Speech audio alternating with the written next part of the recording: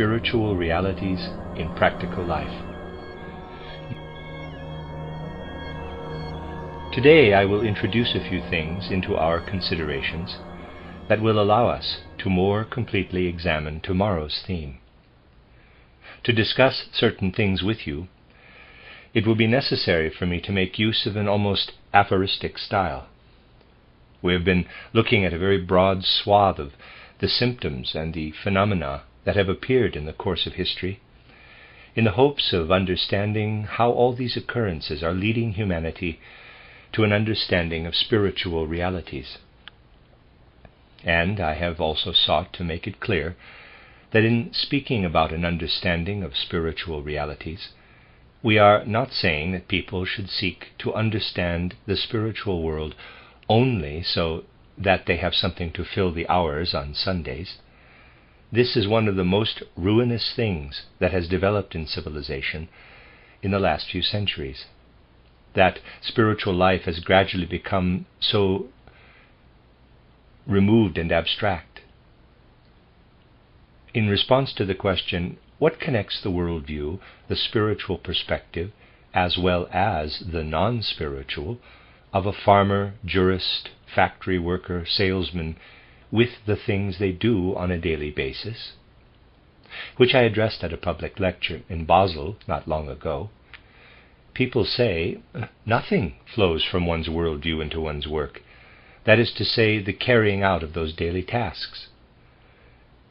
An individual is a person of practical life, and that individual also has a purely abstract worldview that is colored to a greater or lesser extent by religion and science. This has become the customary way of thinking in the course of the last centuries, and it has reached a high point now in these fateful times. And at the core of this matter lies something even more threatening, namely that people who have the goodwill to take up a spiritual worldview learn from its content that it has nothing to do with their practical lives. They learn that practical life is the thing that is truly real, the thing on which you must spend time on a day-to-day basis. Spirituality is there for Sundays. People remove it from their lives, feeling that those day-to-day lives are not worthy of including spirituality. I have always made every effort to make it clear that what I refer to as anthroposophically oriented spiritual science intends to ascend to the very heights of spiritual life, but that this ascension into the spiritual world will then engender in human beings a way of thinking, a form of imagination that will prepare them to be active and capable in nearly every sector of everyday life. People will have something from their spiritual work for the higher worlds that they can also take into their business, their practical daily lives. This work, undertaken for the spiritual world, should not mislead us into saying that, quote, the spiritual world exists apart from everything else. It must not be disturbed by the coarseness of everyday life, that the coarseness of everyday life is something separate. It should be held in contempt. The spiritual world is the higher world, the sublime world, close quote. In the past, I have often and strongly pointed this out, and have told you that over the years several people have come to me and said, I have such a prosaic job. I would like to quit and dedicate myself to ideals. That is the worst maxim that one can possibly have. A person who, through destiny, through karma, is a postal worker and a good one, does more for the world, if he or she does the job well, than being a bad poet or a bad journalist or something of that sort, which people sometimes long to be. It is important that when you draw near to spiritual realities, you take those spiritual facts into the core of your thinking and feeling in such a way that you do not remove yourself from daily life, but rather to make yourself more able to enter it. Because this latter resolve has vanished from human life ever since the 15th century, and because life has, by and large, divided into these two separate pieces. On the one hand, the practical life, looked down upon by idealists and mystic, and on the other, the mystical, religious, idealistic life, seen to be fuzzy and dreamy by practical people. We now stand in the midst of the impasse described to you yesterday. This is the deeper reason for why we have reached this point. This is what has caused the current situation. In practical life, every individual stands in a little bubble, as I described yesterday, working without a broader vision and without heartfelt participation in the whole. But when people are idealistic enough to dedicate themselves to a spiritual worldview, they desire to take that spiritual worldview up such that it never develops into anything in practical life. For example, into a well thought out book or journal. There's a word missing, let me try that again.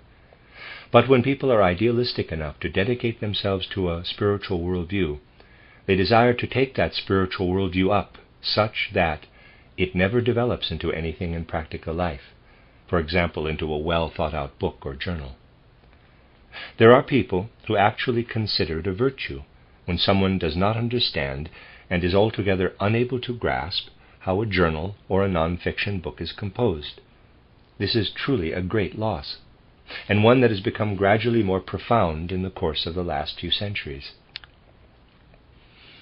It is not a virtue to have no idea how to understand non-fiction books, and it is not a blessing for humankind to have people, no matter how many of them there are, who want to be idealists by understanding nothing about practical matters, and by desiring only to give themselves over to spiritual considerations. The healthy path in life is to allow these two life maxims to interpenetrate and become interdependent. But these tremendous losses that have gradually appeared in a view of small circles during the last few centuries are also visible on a larger scale insofar as no one has actually, or truly we might say, no one save for a few who have also posed the question in an utterly impractical manner, concerned themselves with the following question: how is it possible that something healthy will emerge from antiquated structures? I described to you yesterday how these appear on our maps, which were drawn up as the states of Europe prior to the war that began in 1914.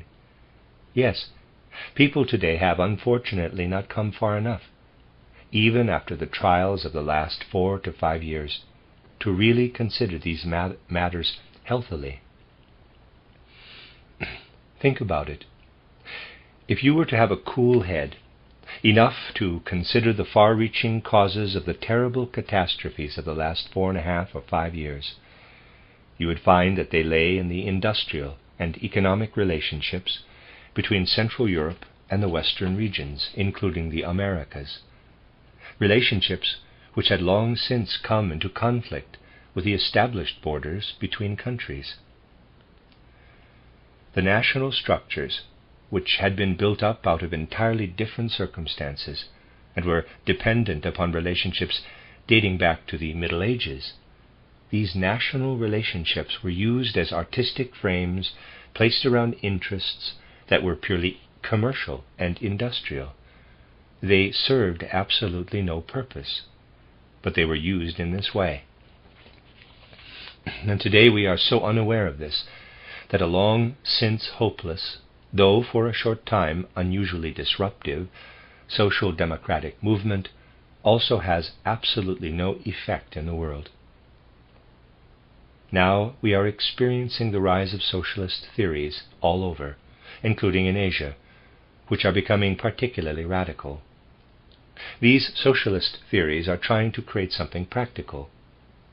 Before the war, they had tried to make use of the frames that existed around the old states.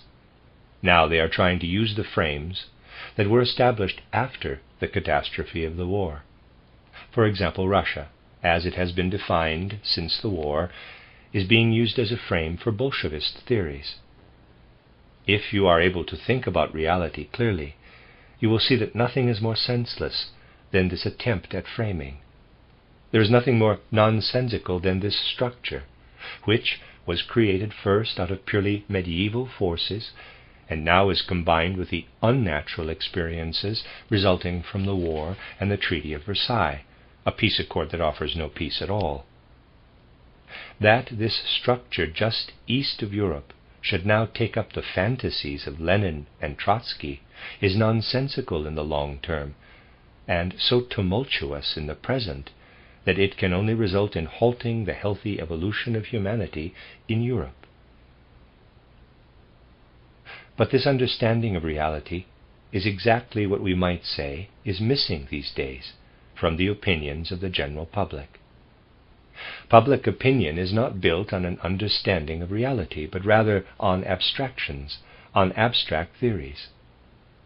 And when something does come along that is not built on abstract theories, like the threefold social order, something that is taken right out of life itself, and that must be summarized in just a few words, because it is not possible to write 3 volumes and people would not read them anyhow, people do not recognize the spirit of reality in it. Instead, because they are already full of other theories, people see it as simply another theory. They no longer have any sense of what is truly taken from life itself, because they have alienated themselves from reality altogether. People today must become practical in the most eminent sense of the word, and yet they must also still be able to look into the spiritual world. For only when these 2 elements are able to coexist in the core of each human being will that core of humanity develop healthily into the future. When the time comes that a person will no longer be considered a fool for saying, "Over in the East there are souls that through the particular historical relationships in Asia have evolved in such a way that today they have little understanding of the external world and could thereby easily become the prey of materialistic Europeans. But they have also evolved such that they also are able to preserve for themselves a window to the spiritual world." When that day comes, we will actually find that there are such souls in the East.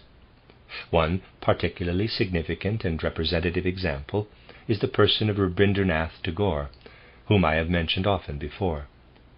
But this Rabindranath Tagore, who is by no means an initiate, but simply an Asian intellectual, has in himself the entire spirit of Asia, one might say, and you can learn a lot about this striving spirit of Asia from his collection of lectures entitled Nationalism.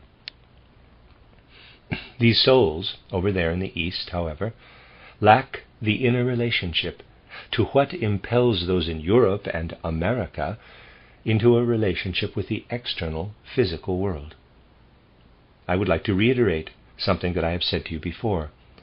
It is only the last few centuries that have brought us what we might call a purely mechanistic culture.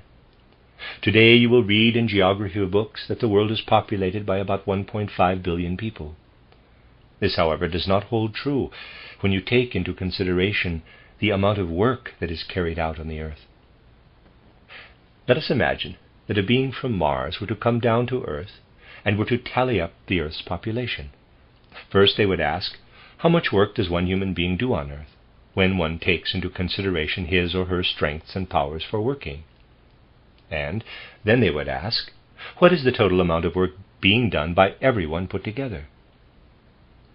Even if we include all the people who were alive before the war, the numbers still will not add up. There would not be enough people. If one were to calculate how many people were on the earth based on the amount of work being done, the answer would not be 1.5 billion, but rather more like 2 or 2.2 billion people. Why? Because actually so much work is carried out by machines on this earth that it is roughly equivalent to 700 million people. If these machines were not there, and if the work that they did were instead to be carried out by human beings, there would need to be 700 million more people on Earth. I calculated that figure using the amount of coal used by the masses, and counted a work-day as being 8 hours long. What I have said is true, according to the approximate amount of coal used in the beginning of the 20th century, and for an 8-hour work-day. You could actually say, according to the amount of work that is carried out in the earth, there are actually 2.2 billion people on it. But the work that is carried out by purely mechanical machines and instruments, that work is done more or less entirely in Europe and America, much less in Asia. It has begun to catch on there, but it is still only in the beginning stages. For the Asian peoples do not have an understanding of the mechanization of the world. They lack entirely an understanding of the things that began in the West sometime in the last few centuries, or even back in the middle of the 15th century. In saying this, we must not only think about the fact that work is being done by machines. We must also realize that humanity's imaginative being turned toward this mechanization of the world. Someone today could say, building the Gotthard Tunnel required a tremendous number of workers. But these days, people cannot build something like the Gotthard Tunnel without knowing about differential and integral calculations, and those originated with Leibniz. The English say with Newton, but we will not concern ourselves with this quarrel. Thus the Gotthard Tunnel, or the Hauenstein Tunnel, not far from here, could not have been built if Leibniz had not discovered differential and integral calculations in his study. The entire thinking of Europe since Copernicus and Galileo has been directed toward this mechanization of the world. Now read some of Rabindranath Tagore and see how much he hates this mechanization of the world. But where will all this lead? From the perspective of a spiritual worldview, it could be said, quote, all of these souls who are incarnated in the East, in that region we refer to as the East, they will seek to incarnate during their next lifetime in the West. The Western people will seek to incarnate during their next lifetime more toward the East. Those in the middle will need to seek a means of building a bridge between the two. Close quote. But if you try to say that it is a cultural historical demand that our educational system and other similar institutions be based on the fact that these two migrating waves of souls are crossing one another on the earth, if you say something like that to the masses of clever people out there right now, let us take the cleverest of the bunch, those who have been elected to government positions, then you will hear them tell you that you are a fool, that what you are saying is absolutely crazy. Nonetheless, people must recognize this reality, just as in earlier times they came to understand things we now consider anthropological truths, the intermingling of the races and the division of the races and so on. We must begin to consider spiritually everything that has, until now, been considered only from an external physiological perspective. There are good theosophists out there who, during the holidays and respites in their lives, do indeed believe that human beings live through multiple incarnations on the earth. For them, this belief is an act of faith. But nothing comes of this. If you only believe in reincarnation and karma as though they were articles of faith, it is worth nothing. It is worth about as much as writing a little blurb about something. Things like this only become worthwhile when you incorporate them into all of your thinking about the world, and also into the business, into the giving and the taking that goes on every day. These things only become worthwhile when one deals with them in a cultural, historical context.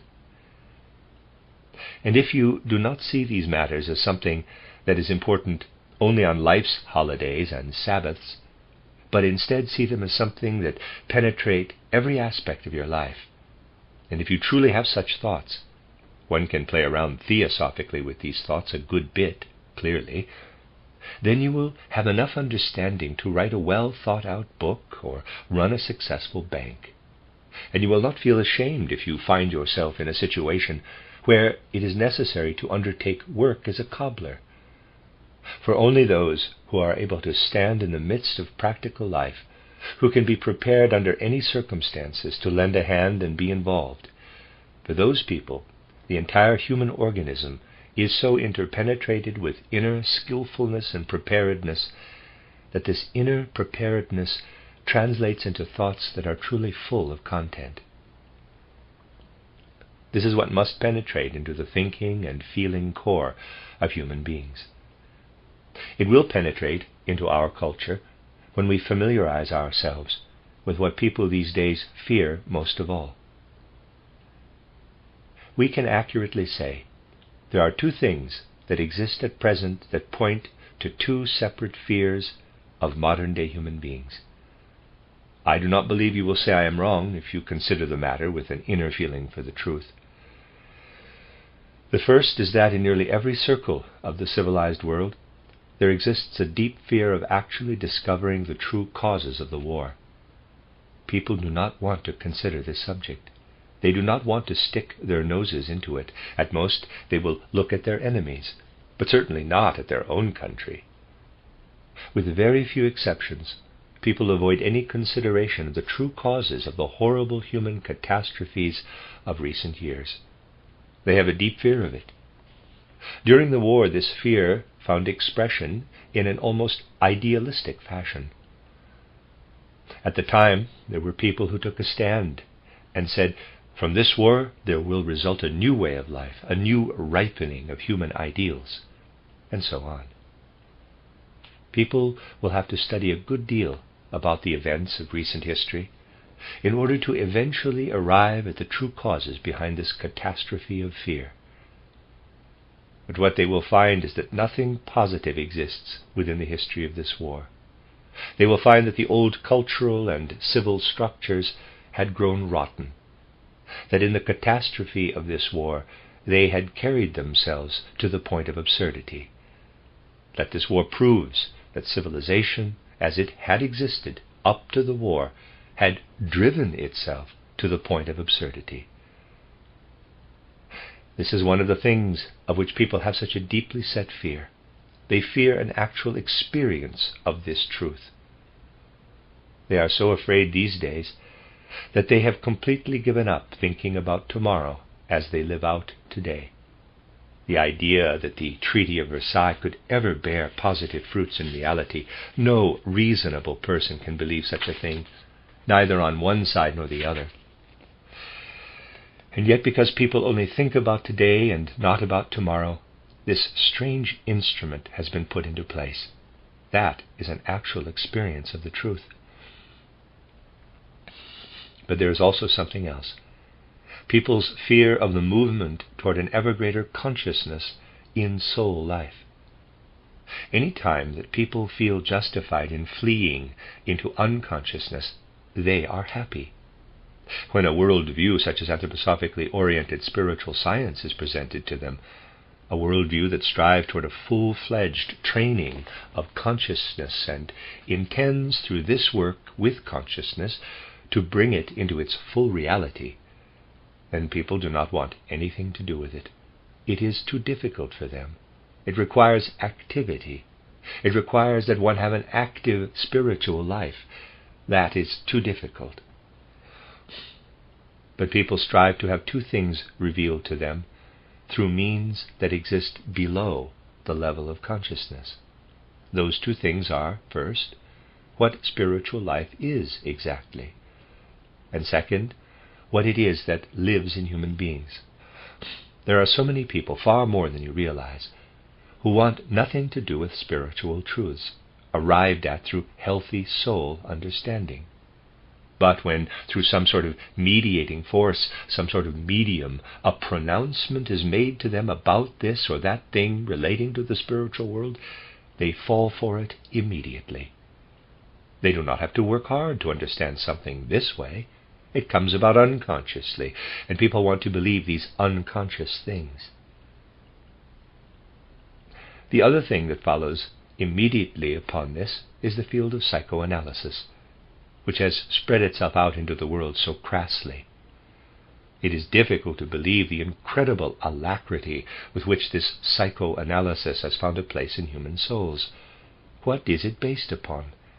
It is based upon a bunch of people in the medical field doing as they please, and it is difficult to explain briefly. I have often offered analyses of psychoanalysis here in the past, arranging things in such a way that all that is unconsciously present in human souls is raised to the level of consciousness. The psychoanalysts listen to others talk about their dreams, discovering the disappointments and unfulfilled wishes they have experienced in the past, which have since been forgotten, and which have built little islands for themselves in the individual soul, and they seek by these means to gain clarity into what actually lives in a human soul. Particularly clever practitioners have discovered from this that an especially significant amount of what is living there amounts to unnatural experiences and unnatural feelings that have imprinted themselves deeply, only to be repressed in the unconscious. But they continue to live on within the human being. The human being becomes a slave to them. These people attribute the myth of Oedipus to the unnatural feelings that every child supposedly feels toward its mother, and so on. It is clear from this perspective that every girl in the tender years of her youth feels jealousy toward her mother because the girl loves her father, and that every little boy is jealous of his father because the boy loves his mother. This then results in a whole complex of feelings, which appear in the guise of a myth in the story of Oedipus and others like it.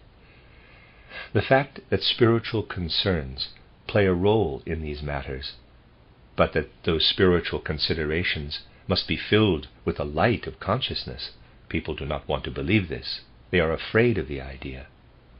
To bring it into the light of consciousness, people are afraid of doing that. They would like to repress everything into nebulous darkness. I have drawn your attention in the past to the case study that appears over and over again any time one speaks of psychoanalysis. A woman is invited to a get-together at the home of another woman who is sick, and there is a going-away party because the sick woman has to go to a spa. The man of the house is staying at home. The woman must go to the spa. The evening get-together has come to a close. The woman of the house has already been driven to the train station. The evening's company leaves and is on the way home. A horse-drawn carriage, not a car, comes around the corner. The company splits, moving to the left and right out of the way. But precisely the woman about whom I am speaking moves neither to the left nor the right, but instead remains in the middle of the street and starts to run away from the horse. The driver, understandably, makes quite a racket, but the woman just keeps running, and it takes all of the driver's strength to rein in the horse, because otherwise it might have run the woman over. They arrive at a bridge. The woman, a prime subject for the psychoanalyst, throws herself into the river. The evening company, who naturally had followed close behind, rescues her. What do they do with her? Well, they bring her back to the host's house, of course. That is the next piece of important information.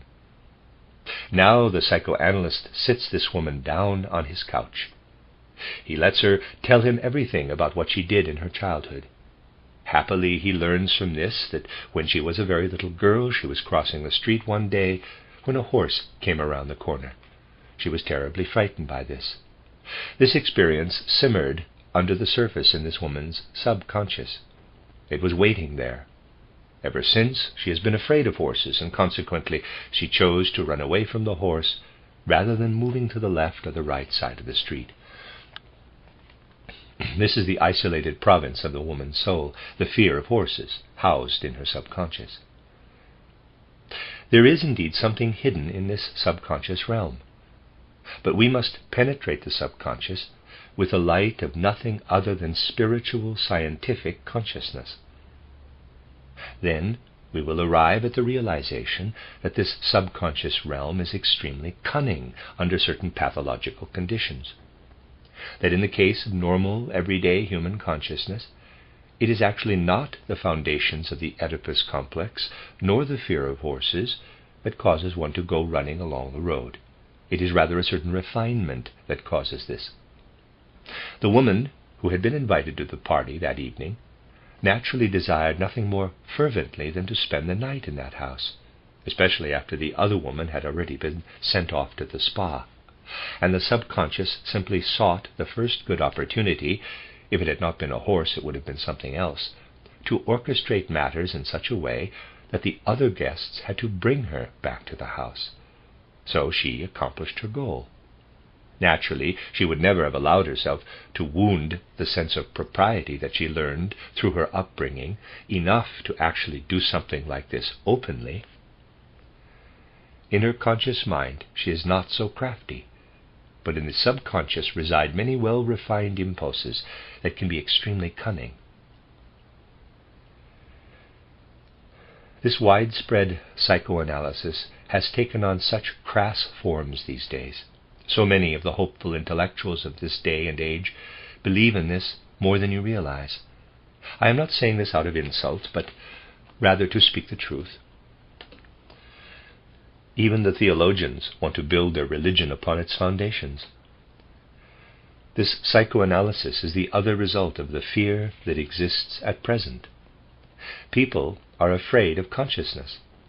People do not want to grasp things in the clear light of consciousness, but rather want the most important things to be housed below, in their subconscious, so that they can be in control when it comes to these most important things, namely in relationship to their religious feelings.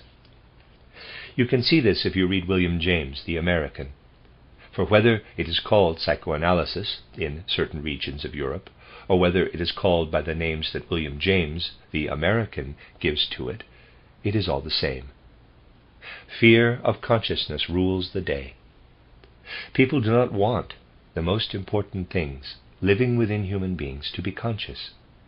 If they were, then people would have to think more when they direct their own actions with their conscious will. It is significant that people have created this justification for thinking less. Our eurythmy is carried out entirely with and from out of consciousness. It is opposite of everything dreamy. Indeed, people are afraid that by doing eurythmy they will become less artistic, because they associate artistry and dreaminess. That is nonsense. When it comes to artistry, it has nothing to do with whether it comes out of one place or another. What is important is that in its forms and expressions it is artistic. This eurythmy, which is based in supra-consciousness, the polar opposite of subconsciousness, was recently reviewed by a man whom I was told is now a doctor. He noticed a lot of the subconscious present in it. This, of course, is a good indication that this man did not understand the first thing about eurythmy. The living core of anthroposophically oriented spiritual science is precisely the thing that is very rarely noticed about it. And you will only notice this inner core fully when through this spiritual science you are able to undergo a complete training of your inner thinking, feeling, and willing that makes you more and not less prepared to enter and participate in life. I will not claim that every single person who has chosen anthroposophy as a system of belief is at that point. Choosing anthroposophy as a system of belief does not mean much in relation to this matter. I do not dare to claim that all anthroposophists have reached this point. But look, you will see that the things expressed in the true movement of the anthroposophical community are, by and large, the things that are brought into it from outside. Even today, very little is taken from within and brought into the outside world. And anthroposophically oriented spiritual science will only become what it should be when it succeeds in no longer bringing in things like a predisposition toward mysticism, a remoteness from everyday life, or false idealism, and instead succeeds in carrying out into the world everything that can be taken up in anthroposophically oriented spiritual science, an enlivening of the soul life that carries it out into one's limbs, such that it takes hold of the entire human being, not just their sense of faith or system of belief, and thereby influences the course of their everyday lives. This is the heart of the matter. We must seek in full earnest to achieve this.